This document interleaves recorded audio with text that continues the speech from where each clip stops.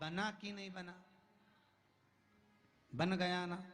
अब प्रसाद बन गया तो उस बेलपत्र को उठाकर लाकर खाना और खाकर अपनी औषधि के रूप में उसको स्वीकार करना। उसके बाद इस शरीर में चाहे शुगर हो, चाहे बीपी हो, चाहे ब्लड प्रेशर किसी भी रूप में हो, चाहे किडनी, लीवर कुछ भी डैमेज हो रहा हो, डायलिसिस चल रहा हो, अब एक बार बाबा को चढ़ाकर उससे विनती कर कर तो लाओ कि हे शंभु, ये तेरे बल पर लेकर जा रहा हूं। मैंने सुना है तुझ पर जो चढ़ता है वो प्रसाद बन जाता है, और ये त्रिगुणाकार बेलपत्र को मैं लेकर जा रहा हूं, मैं खाऊं और बाबा इतनी कृपा कर देना कि ये औषधि का काम कर दे और मेरी बीमारियां समाप्त कर दे। ये शिव से कहो।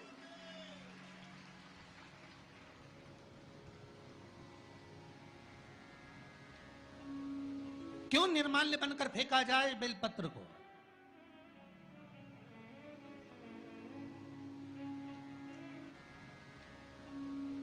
क्यों निर्माल्य बनकर फेंका जाए बेलपत्र को?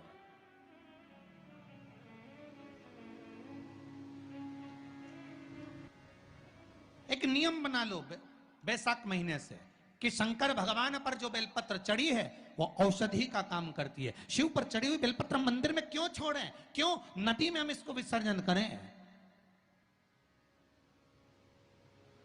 क्यों नदी में छोड़ें हम इसको?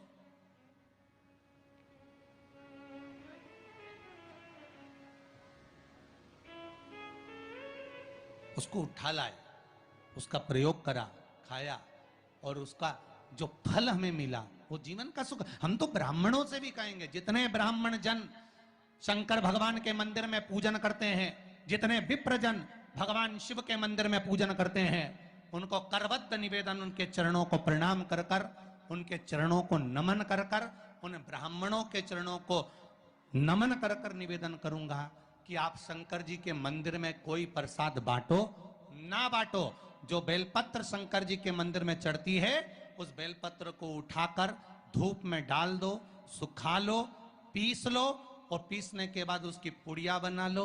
उस पुड़िया को प्रसाद के रूप में देना चालू कर दो कि ये खाना चालू करो। किडनी, लीवर, शुगर, बीपी सब धीरे धीरे धीरे धीरे समाप्त होने लगेगा। तुम करो तो वो बेलपत्र ना तो किसी नदी में विसर्जन करने की जरूरत है और ना कहीं फेंकने की जरूरत है।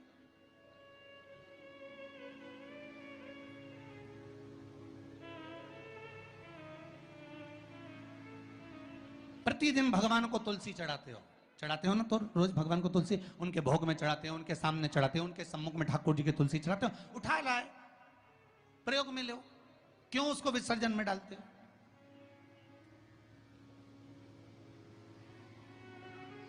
जो विसर्जन के लायक है उसका विसर्जन करो, और विसर्जन भी कहां करो? क्षिप्रा, गंगा, नर्मदा, सरयू या आपके क्षेत्र की कोई पवित्र नदी है, उस नदी में ले जाकर कोई निर्माल्य वस्तुएं मत पटको। आज वैसे ही इस पृथ्वी पर जल स्तर गिरते जा रहा है, उस पवित्र जल को हमें संजोना है। जो निर्माल्य की वस्तु मिले, एकांत में किसी खेत में उसको एक खड्डे में डालकर इकट्ठा करो। जब उसकी खाद बन जाए तो जिस खेत में उसको डालोगे भगवान के प्रसाद को, वो खेत भी उज्जवल आनंद सुख प्रदान करेगा और कुछ ना कुछ अच्छा देना प्रारंभ करेगा।